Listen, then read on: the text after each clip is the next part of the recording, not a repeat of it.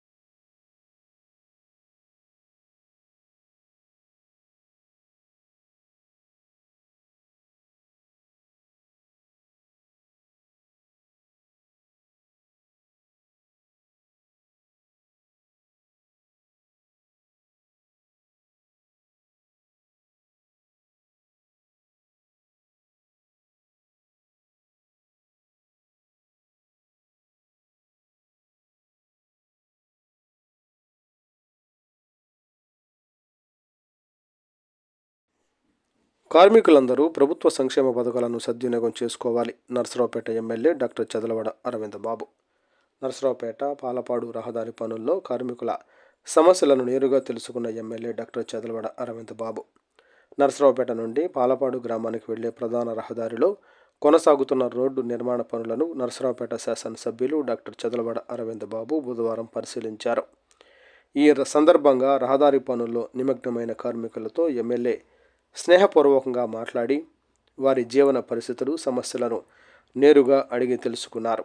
కార్మికుల రోజువారీ కూలీ వేతనం సమయానికి అందుతోందా, పని సమయంలో భద్రతా చర్యలు అమలవుతున్నాయా, ఆరోగ్య సమస్యలు ఏమన్నా ఉన్నాయా వంటి అంశాలపై ఎమ్మెల్యే ప్రత్యేకంగా ప్రశ్నించారు. కష్టపడి పనిచేస్తున్న కార్మికులకు ప్రభుత్వ పరంగా అందాల్సిన అన్ని సదుపాయాలు తప్పనిసరిగా అందేలా చర్యలు తీసుకుంటామని ఆయన భరోసా ఇచ్చారు. అలాగే ఇంటి స్థలం లేకపోయిన వారు, సొంత ఇల్లు లేని నిరుపేదలు, ఎన్టీఆర్ భరోసా సామాజిక పింఛన్ అర్హత ఉండి ఇప్పటి వరకు పొందని వారు సంబంధిత శాఖల్లో వెంటనే దరఖాస్తు చేసుకోవాలని ఎమ్మెల్యే సూచించారు. అర్హులైన ప్రతి ఒక్కరికి ప్రభుత్వ పథకాలు అందేలా తన వంతు కృషి చేస్తానని స్పష్టం చేశారు. ప్రభుత్వం చేపడుతున్న అభివృద్ధి పనులతో పాటు పేదల సంక్షేమమే లక్ష్యంగా ముందుకు సాగుతున్నామని, ముఖ్యంగా కార్మికులు, కూలీలు, నిరుపేద వర్గాల సమస్యలను ప్రత్యక్షంగా తెలుసుకొని పరిష్కరించడమే తమ బాధ్యతగా భావిస్తున్నామని డాక్టర్ చదలవాడ అరవింద్ బాబు తెలిపారు.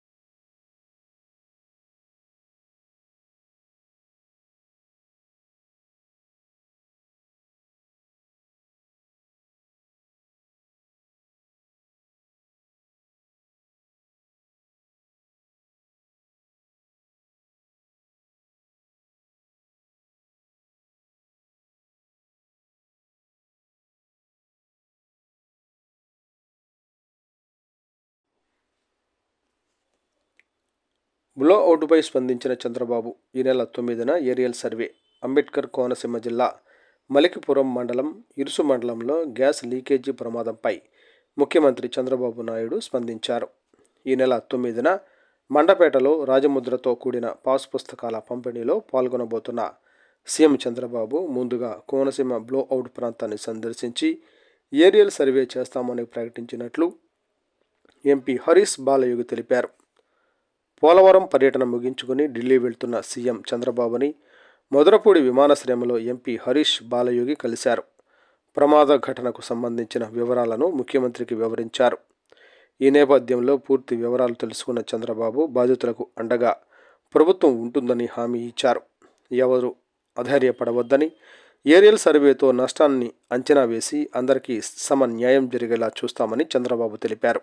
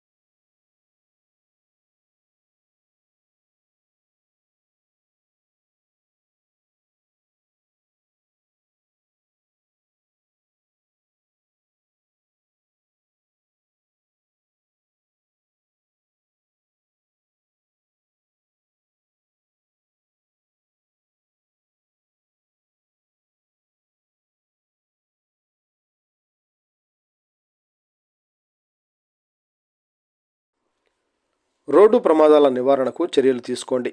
రహదారి భద్రతా కమిటీ సమన్వయ సమావేశంలో జిల్లా కలెక్టర్ శ్రీమతి కృతికా శుక్లా ప్రకటన. రోడ్డు ప్రమాదాలను నివారించండి. పల్నాడు జిల్లాలో అన్ని శాఖల సమన్వయంతో రోడ్డు ప్రమాదాలు పూర్తిగా తగ్గించాలని జిల్లా కలెక్టర్ కృతికా శుక్లా అన్నారు.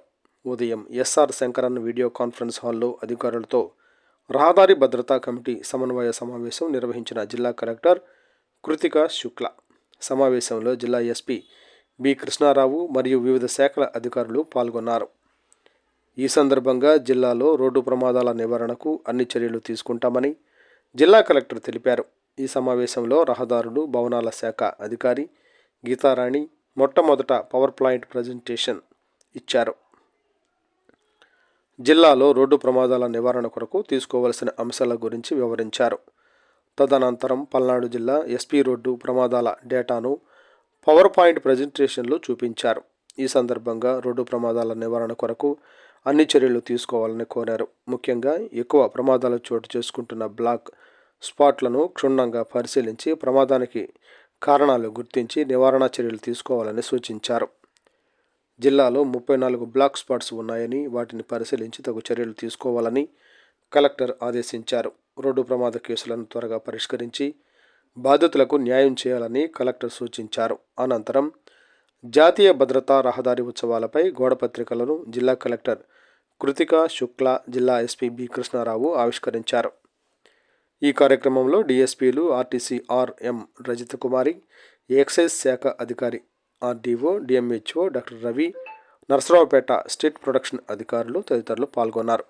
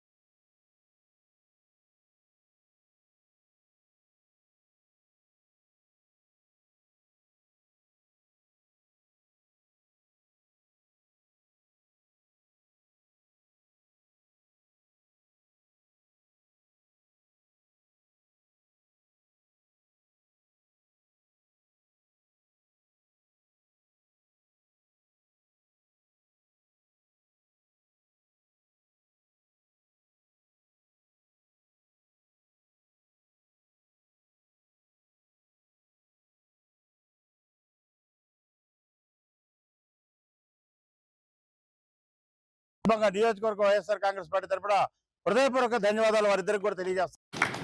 ఎప్పుడైతే వైఎస్ఆర్ కాంగ్రెస్ పార్టీ మరొక కుదుపుకి గురైంది 2024 ఎన్నికల అనంతరం సెప్టెంబర్ నెలలో.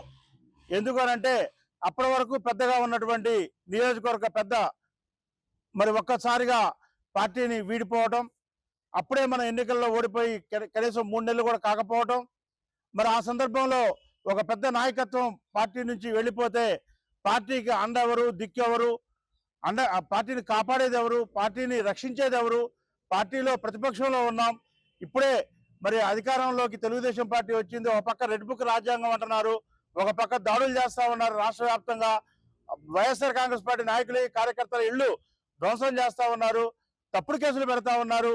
ఇన్ని రకాల వేధింపుల నేపథ్యంలో మరి సుదీర్ఘ రాజకీయ చరిత్ర ఉన్నటువంటి నాయకుడు పార్టీలో నుంచి వెళ్ళిపోతే మన గతి ఏంటి అని చెప్పి ఈ నియోజకవర్గంలో మరి ఉన్న వైఎస్ఆర్ కాంగ్రెస్ పార్టీ నాయకులు కార్యకర్తలు అందరూ కూడా మరి ఇబ్బంది పడుతున్న నేపథ్యంలో మరి జగన్మోహన్ రెడ్డి గారు మరి నా మీద నమ్మకంతో మరి నాగేశ్వరరావుకు ఉన్న అపారమైన అనుభవం కావచ్చు, కాంగ్రెస్ పార్టీలో కావచ్చు, వైఎస్ఆర్ కాంగ్రెస్ పార్టీలో కావచ్చు, గతంలో నేను చేసిన పదవులు కావచ్చు, నా యొక్క చిత్తశుద్ధి కావచ్చు, పార్టీలో మరి పార్టీ ఆదేశాల సార్ ప్రకారం ప్రతి విషయంలో కూడా నేను మరి వారు చెప్పినట్టుగా నేను వినడం కావచ్చు, ఏదేమైనప్పటికీ కూడా మరి నాకు అవకాశం ఇచ్చారు.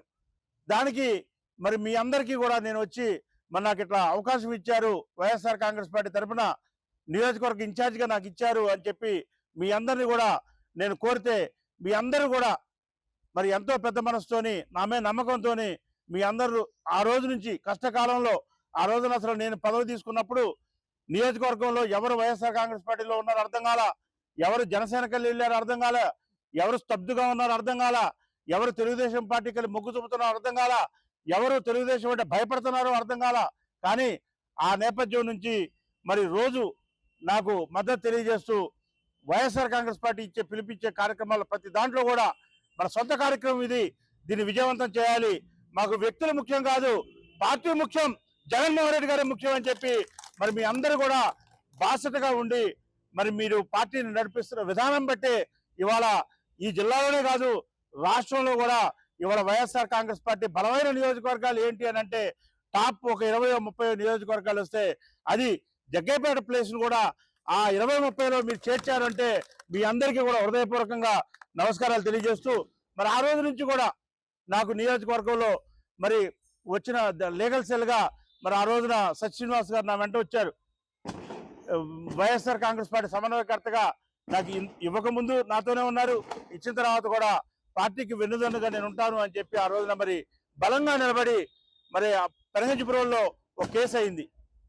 ఉత్సవాలప్పుడు మీకు తెలుసు 19 మంది మీద 307 కేసు పెట్టారు. అమాయకుల్ని అందులో ఇరికిచ్చారు. ఏంటంటే వాళ్ళ కక్ష, వాళ్ళు కూడా ప్రభలు కడుతున్నారు. ఇక్కడే వెనకాల ఉన్నారు, వెనకాల బ్రహ్మం గారు, అనగలపాడు సర్పంచ్ గారు, వాళ్ళ ఊరు నుంచే బ్రహ్మాండంగా ఆ రోజున వైఎస్ఆర్ కాంగ్రెస్ పార్టీ ప్రభలు కట్టారు. అవన్నీ కూడా పెనగంచిపురం వచ్చేసరికి తెలుగుదేశం ప్రభల కన్నా కూడా వైఎస్ఆర్ కాంగ్రెస్ పార్టీ ప్రభలకి ఎక్కువ మంది జనం ఉండటం, ఎక్కువ ఆదరణ ఉండటం, ఎక్కువ మంది మన్ని ఫాలో అయ్యేసరికి తట్టుకోలేక పెనగంచిపురంలో స్థానిక తెలుగుదేశం పార్టీ నాయకులు కుట్రబన్ని అక్కడ గొడవ చేసి మనాల మీద కొబ్బరి బొండాలు, మనాల మీద చెప్పులు, మనాల మీద బాటిల్స్ అవన్నీ వేసి చికాకు చేసి చివరికి అక్కడ పోలీసులకి ఆ గొడవ సద్దుమణగించడం కోసం మధ్యలోకి వచ్చిన పోలీసులకి చిన్న గాయం అయితే అది వైఎస్ఆర్ కాంగ్రెస్ పార్టీ వాళ్ళు వేసిన వాటి వల్లనే గాయమైందని చెప్పి 307 అంత పెద్ద కేసు చూడండి, అక్కడ ఎవరికి ఏమీ కాలే అసలు. దానికి ఆ గొడవ అంతా కూడా సూత్రధారులు పాత్రధారులు తెలుగుదేశం వాళ్ళు అయితే, కానీ కేసు మాత్రం 19 మంది మీద, అమాయకుల మీద, చదువుకునే పిల్లలు, ఉద్యోగస్తులు, ఏదో సెలవులకి, సంక్రాంతి సెలవులకి లాస్ట్ టైం కూడా ఇలానే ఆ ఉత్సవాలు అప్పుడు జరిగింది ఇది. అప్పుడు సెలవులకు వచ్చినటువంటి పిల్లల మీద వైఎస్ఆర్ కాంగ్రెస్ పార్టీ సానుభూతి పరుల మీద కేసులు పెడితే సుమారుగా 40 రోజులు బందర్ జైల్లో చేయని తప్పుకి శిక్ష మరి వాళ్ళు పొందారు, శిక్షించబడ్డారు. వాళ్ళు 40 రోజులు బందర్లో రిమాండ్లో ఉన్నారు వాళ్ళు.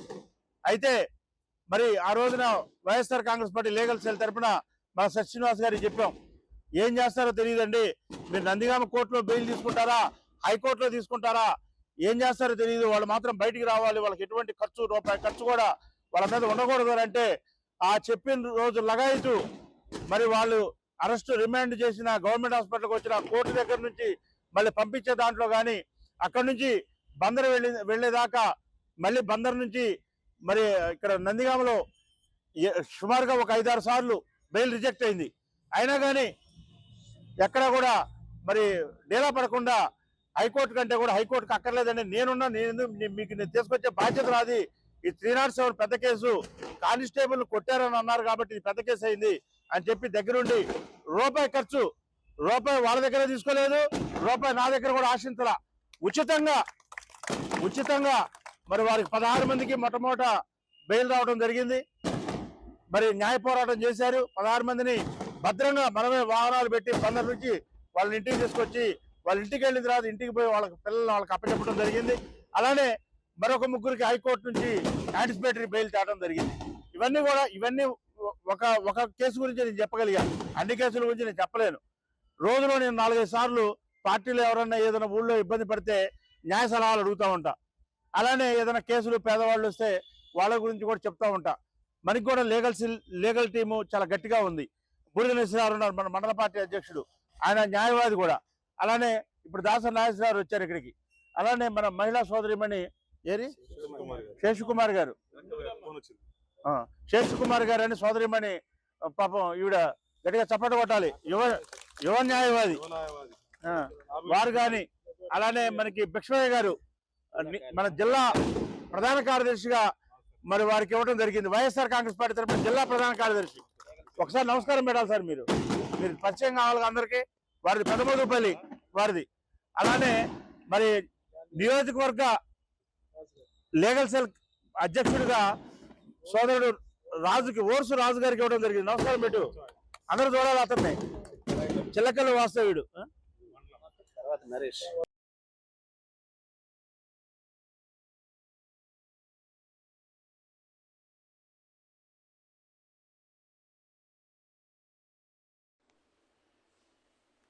రాష్ట్ర లీగల్ సెల్ కార్యదర్శిగా సత్య పసుపులేటి శ్రీనివాసరావు నియామకం.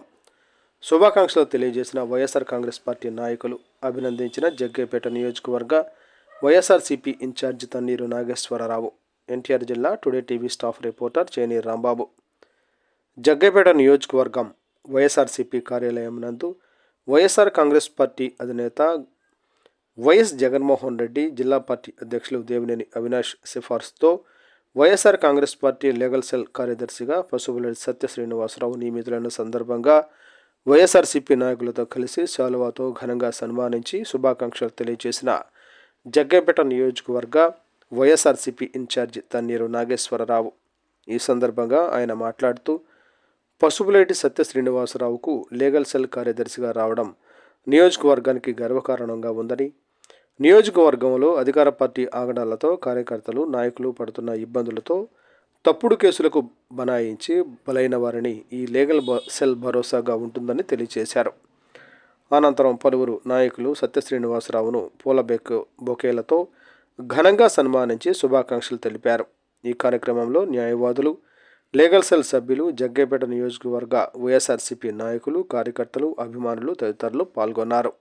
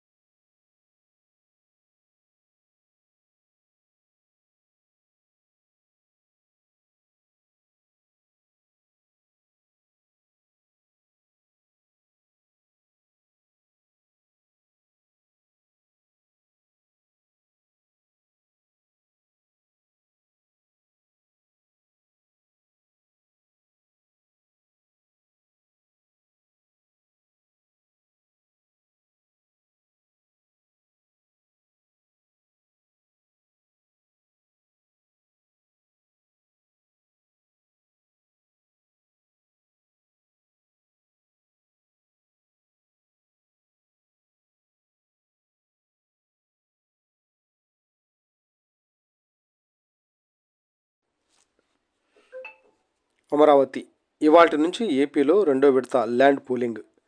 పల్నాడు, గుంటూరు జిల్లాలోని 7 గ్రామాల్లో భూ సమీకరణ.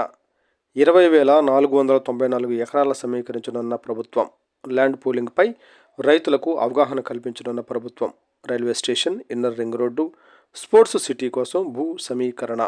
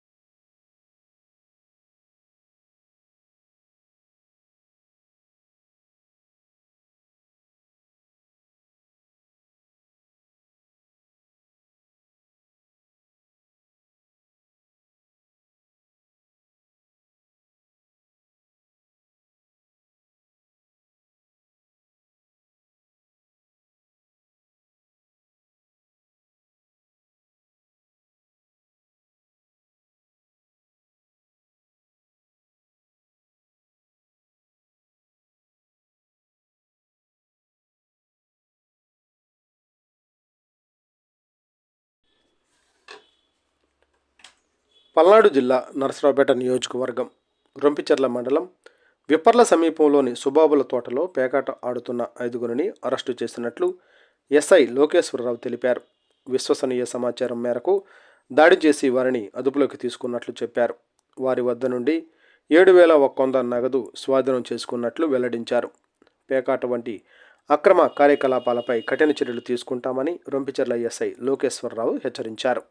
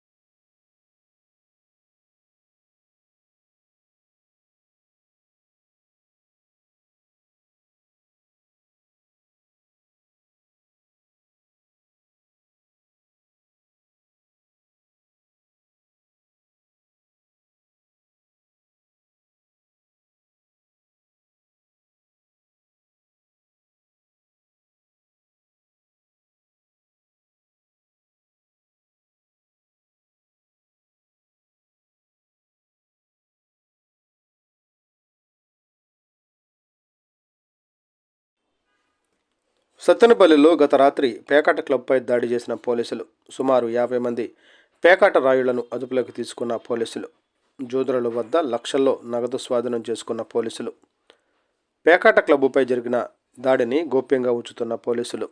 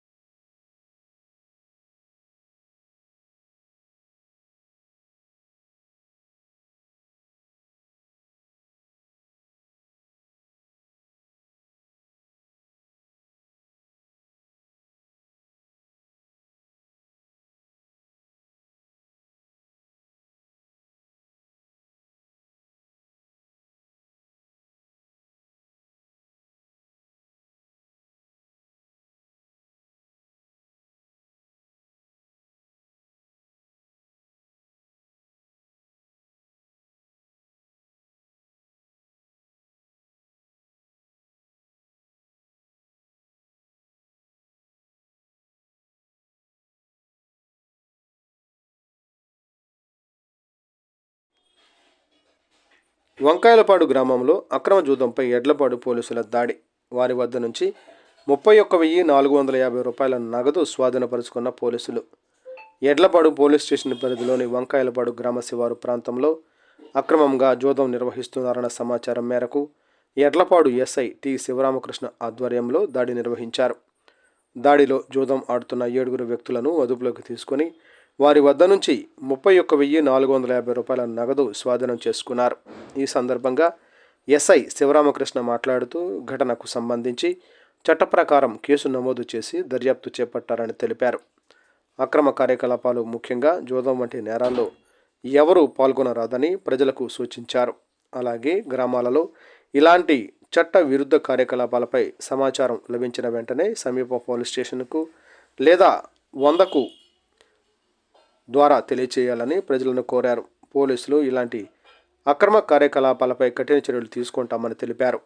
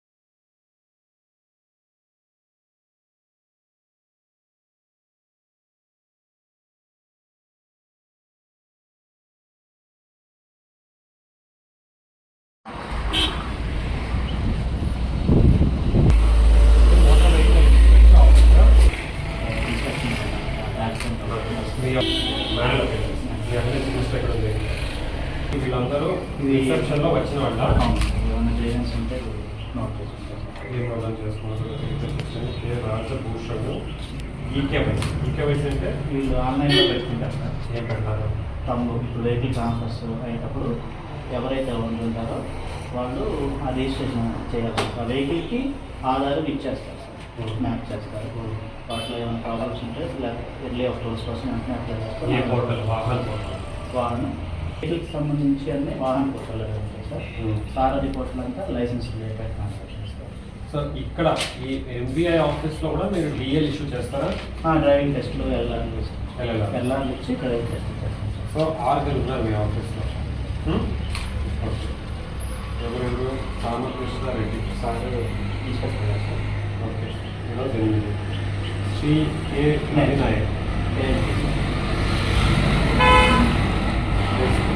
శ్రీమతికి మేడం గారు ఓడి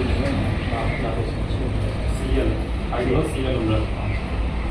నెక్స్ట్ మహేశ్వర్ రావు మీరేంటి transfer. Next K Narasimha Rao. Narasimha Rao ఎవరు? నరసింహారావు. నాగరాజు.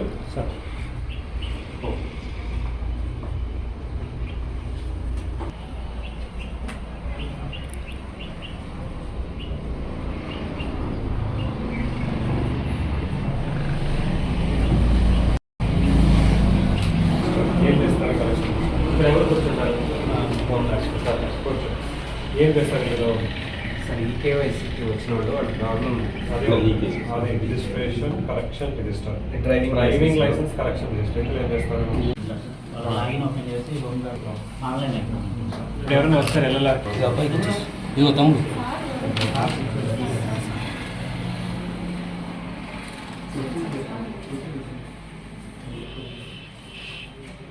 ఎలా చేసుకోవచ్చు సార్ స్లాట్ చేసుకొని ఇప్పుడు ఎవరైనా వెళ్ళాలి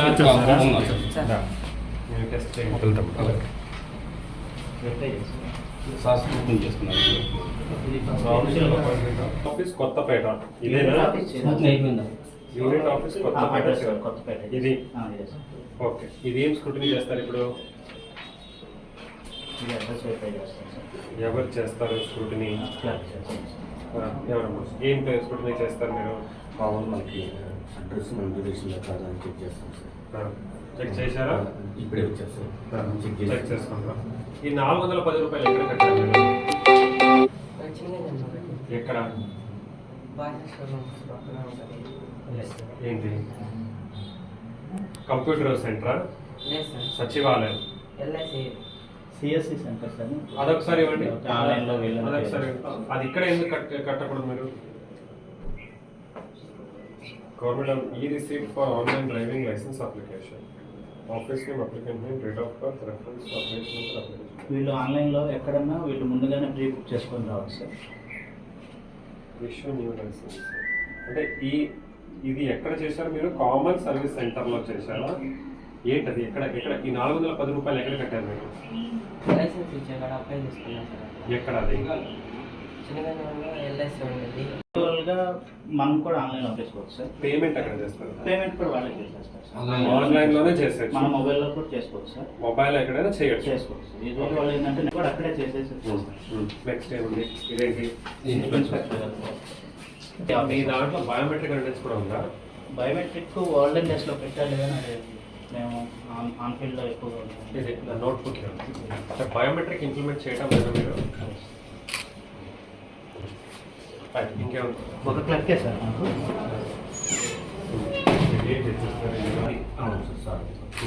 డ్రైవింగ్ టెస్ట్ సార్. ఆయన దాన్ని స్కాన్ చేసి అప్లోడ్ చేశాడా? అవును సార్, స్కాన్ చేసి అప్లోడ్.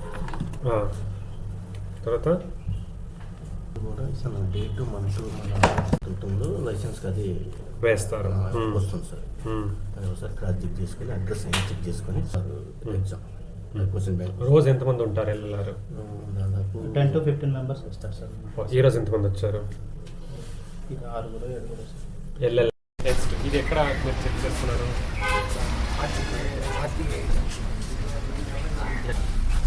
ఎంత తీసుకుంటారు డబ్బు?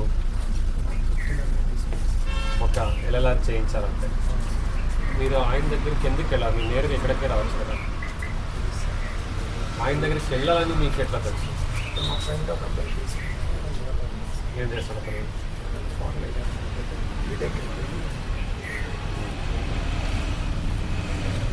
సో ఇది ఎట్లా చేసింది? ఇది మీరు తీసుకొచ్చారా మొత్తం? ఆయన తయారు చేసి మీకు ఇచ్చాడు.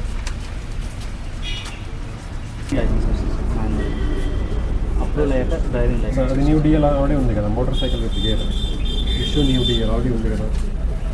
ఈ సర్వీస్ ఫామ్ 7 అనేది జనరేట్ అయ్యేది. Service user charges 225, postal charges 30 అంటే కార్డు లైసెన్స్ డైరెక్ట్గా వాళ్ళకి బై పోస్ట్ డైరెక్ట్. ఈ ప్రజెంట్ ఈ 1260 రూపీస్ మీరు ఎక్కడ కట్టారు? ఆ ఏజెంట్. నెక్స్ట్ టెస్ట్కి ఎల్ఎల్ఆర్ టెస్ట్ పెడతాను. ఎల్ఆర్ పాస్ అయ్యాక ఈ ఎల్ఆర్ ఇష్యూ వస్తుంది సార్. ఎలా పాస్ అయ్యాడు ఆల్రెడీ? అయ్యారు సార్. అయ్యాక ఇది 6 months వ్యాలిడిటీ. తర్వాత ఎల్ఎల్ఆర్లో తిరిగాడు, ఇప్పుడు డిఎల్కి వచ్చాడు. Driving test. డిఎల్కి ఏం టెస్ట్ చేస్తారు మీరు? డ్రైవింగ్ టెస్ట్ వాళ్ళు 2 వీలర్ పెట్టుకుంటే వాళ్ళు 2 వీలర్ తెచ్చుకుంటారు. ఎక్కడ చేస్తారు? బయట ఫీల్డ్ అంటే ట్రాక్ ఏం లేదు సార్. ట్రాక్ లేదు. ట్రాక్ ఇది హైవే కదా ఇది? ఇది హైవే సార్. NH 216. అవును సార్. సరే ఇక్కడ ఉంది. డిఎల్ టెస్ట్ అంటే మళ్ళీ టెస్ట్ రాయాలా? Driving test. Physical test. ఎల్ఆర్కి ఆన్లైన్ అయ్యాం సార్. ఇదేంటి? ఈ డైనింగ్ హాల్ అన్నీ ఆన్లైన్ అయ్యాయి సార్. డిప్లొమా కంప్లీట్ అయిపోయింది సార్. ఏం చేస్తున్నాం ఇప్పుడు? మీరు తిరుపతిలో లలిత జ్యువెలరీలో సేల్స్ మ్యాన్ సార్. తిరుపతి తీసుకునే వాళ్ళు కూడా ఉన్నారా? ఇదంతా ఇండియా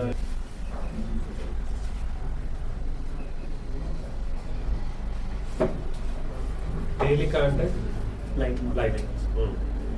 7,500 వెహికల్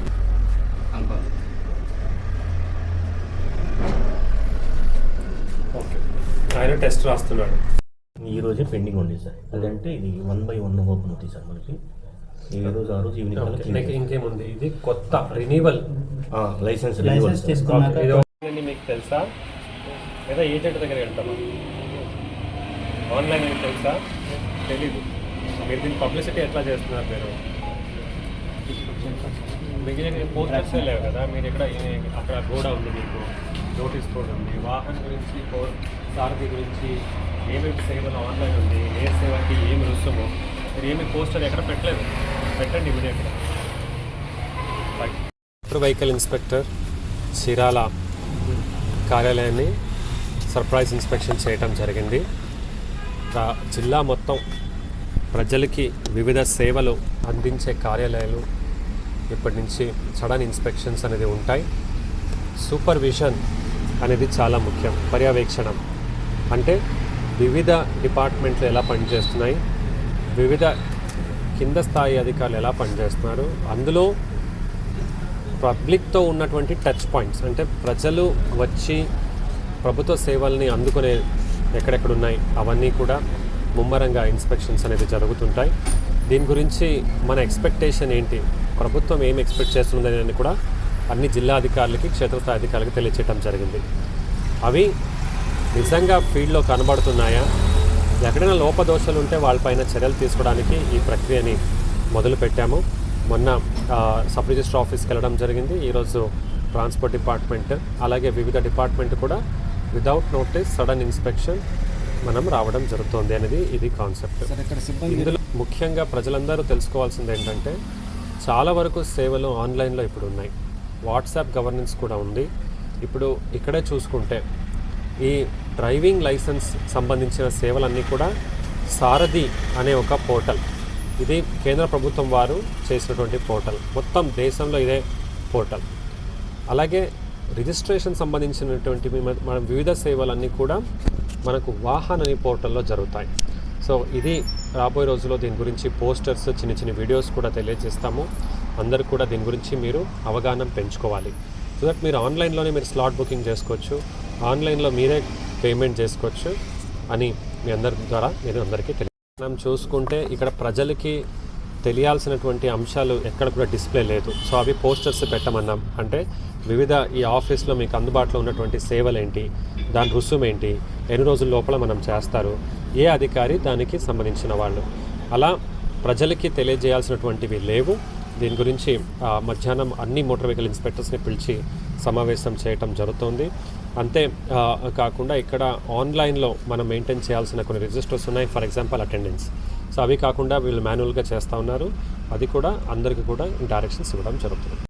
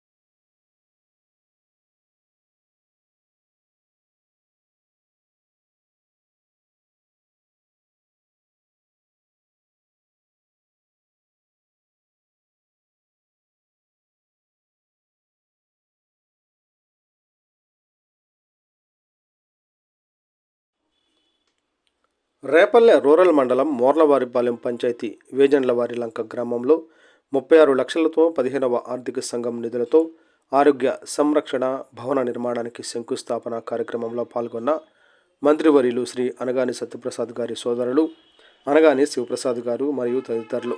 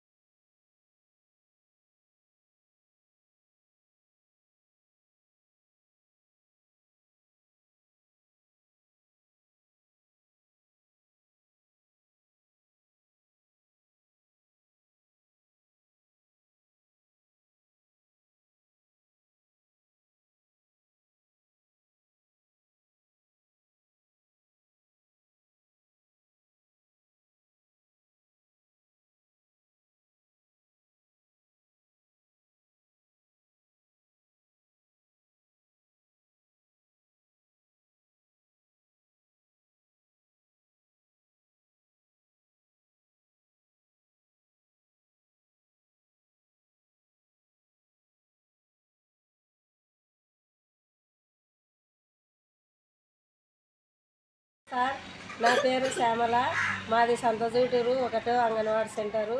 సార్ వర్షాకాలం అంతా తగ్గు అండి, నీళ్ళంతా నిలబడి మోకాళ్ళలోతు చాలా కష్టపడినాము. ఇప్పుడు ఎండాకాలం అయినా కానీ పక్కన ట్యాంక్ ఉంది సార్. ట్యాంక్ నిండినప్పుడు కడిగినప్పుడు మా బడి ముందరికి నీళ్ళన్నీ పారుతున్నాయి. పిల్లలు గర్భవతులు బాలింతలు రావడానికి కూడా కష్టంగా ఉంది. నీళ్లు నిలబడిపోతున్నాయి సార్. ఎన్నిసార్లు పంచాయతీ సార్కు చెప్పినా కూడా పట్టించుకోలేదు సార్. మీరు ఇంకుడుకు తోగించుకోండి అని ఎన్నోసార్లు చెప్పినాను సార్, అయినా పట్టించుకోలేదు. ఇంత ఎండలకాలం అయినా కూడా బురదలో నీళ్ళలో పిల్లలు గర్భవతులు ఎట్లా వాళ్ళు బాత్రూమ్ రావాలన్నా కూడా చాలా కష్టంగా ఉంది సార్. దయచేసి మీరు న్యాయం చేయమని అధికారులు మేడం గారిని కోరుచున్నారు. బడి ముందరికి టీహెచ్ఆర్ స్టాక్ కోసం కూడా గర్భవతులు మీ బడి ముందర బురద నీళ్ళు ఉన్నాయని రావడం లేదు. పిల్లలు కూడా ఈరోజు అబ్సెంట్, ఎప్పుడు నీళ్ళు ఉంటాయమ్మా మీ బడి ముందర అంటున్నారు. దయచేసి న్యాయం చేయాలని కోరుచున్నారు. ఈ సమస్య పరిష్కారం అయ్యేనా? అంగన్వాడీ ముందు బురద, పిల్లలకు ఇబ్బందులు. నంద్యాల జిల్లా బండి ఆత్మకూరు మండల పరిధిలోని సంతజూటూరు గ్రామంలో 1వ అంగన్వాడీ సెంటర్ సమీపంలోని సచివాలయ కార్యాలయం వద్ద ఉన్న నీళ్ల ట్యాంకు నుంచి వచ్చే వేస్ట్ వాటర్ అంగన్వాడీ సెంటర్ ముందు భాగంలో పారుతూ ఉండడంతో బురద ఏర్పడిందని అంగన్వాడీ సెంటర్ ఉపాధ్యాయురాలు శ్యామల తెలిపారు. అంగన్వాడీ ముందు నీరు నిల్వ ఉండడంతో చిన్నపిల్లలు నడవడానికి ఇబ్బందులు ఎదుర్కొంటున్నారని, కొంతమంది పిల్లలు బురదలో జారిపడిన ఘటనలు ఉన్నాయని ఆమె తెలిపారు. దీంతో గర్భిణీలు సెంటర్కు రావడంలో కూడా ఇబ్బందులు ఎదుర్కొంటున్నారని పేర్కొన్నారు. నీళ్ల ట్యాంకు ఓవర్ఫ్లోతో కొనసాగుతున్న సమస్య. సచివాలయం కార్యాలయం సమీపంలోని నీళ్ల ట్యాంకును శుభ్రం చేసిన సమయంలో, అలాగే నీళ్లు ఓవర్ఫ్లో అయినప్పుడు ఆ నీరు మొత్తం అంగన్వాడీ సెంటర్ ముందు భాగంలోకి వస్తోందని ఆమె వాపోయారు. గత వానాకాలంలో ఈ సమస్య ఎదురైనప్పటికీ ప్రస్తుతం ఎండాకాలంలోనూ పరిస్థితిలో ఎలాంటి మార్పు లేదని తెలిపారు. బురద, నిల్వ నీటి కారణంగా ఆరోగ్య సమస్యలు వచ్చే అవకాశం ఉందని, అందువల్ల కొంతమంది తల్లిదండ్రులు పిల్లలను సెంటర్కు పంపించేందుకు వెనకాడుతున్నారని శ్యామల తెలిపారు. ఈ సమస్యను తక్షణమే పరిష్కరించాలని సంబంధిత అధికారులు చర్యలు తీసుకోవాలని ఆమె కోరారు.